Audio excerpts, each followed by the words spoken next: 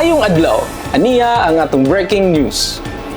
Usa ka linog ang nasinati sa lungsod sa Dangkagan kaganihang buntag sa may alas 7:37 kapin kung kulang June 8, 2026.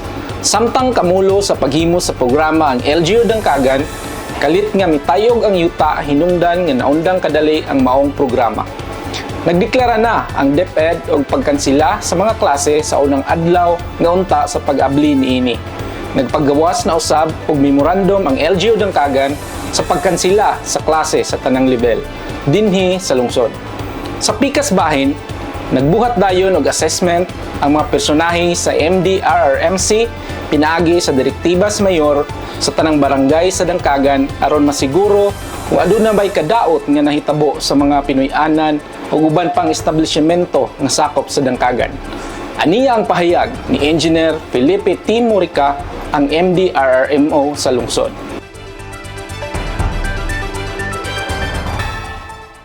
Mayong adlaw sa tanan, labi na gid sa ato ang mga komunidad sa dinhi sa lungsod sa Dangkagan. So natala naman ganihang alas 7:37 sa kabuntagon. Karong bulan na sa Hunyo 8, 2026 no. Na adunay nahitabo nga linog. So ubos sa mando sa atong mayor. Diha-diha dayon nga iyang gipaktivate ang ato ang Emergency Operation Center ug tuod man gipa ingon pud niya sa ato nga adunay himuon nga activation sa Ardana kay gusto niya masayran ang kahimtang sa mga katawhan sa 14 ka barangay ug ingon man sa mga infrastructure buildings, public man na siya or private building. So tuod man ang ato ang Ardana team sukad pa ganiha aduna niadto sa barangay para nga mataho dito ang mga sitwasyon sa atong kabarangayan. Dayon karon nagpadayon pa hangtod niyang hapon aron makuha na to ang unsay gyud sitwasyon sa mga katawhan ug ingon man ang sitwasyon sa ato ang mga buildings.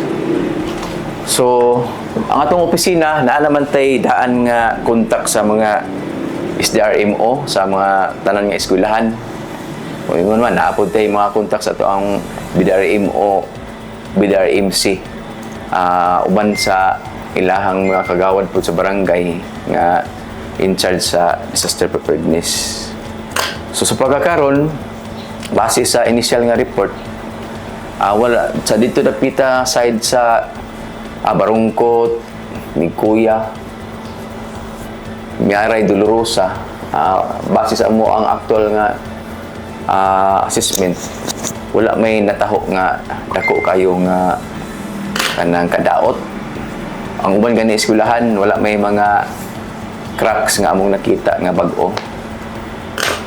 Then sa pagkakaroon nagpadayon pa man og tuyok ang ato ang Ardana team sa mga barangay para po di ay sa ato ang suspension sa klase. Although intensity 3 raman ang ato ang linog dinhi sa Dangkagan. So ang ato ang mga officials, ato ang halangdon nga mayor, gusto giniya nga safety ang ato ang mga kabatan-unan, mga estudyante, mga maestra. So mao to nga naghatag gid siya og memorandum order 28 para sa suspension sa klase kay mahadlok siya og aduna pay maabot nga aftershocks. Then para pud nga ang Ardana team nato nga mag-assist sa mga eskwelahan, hanay pud ang assessment.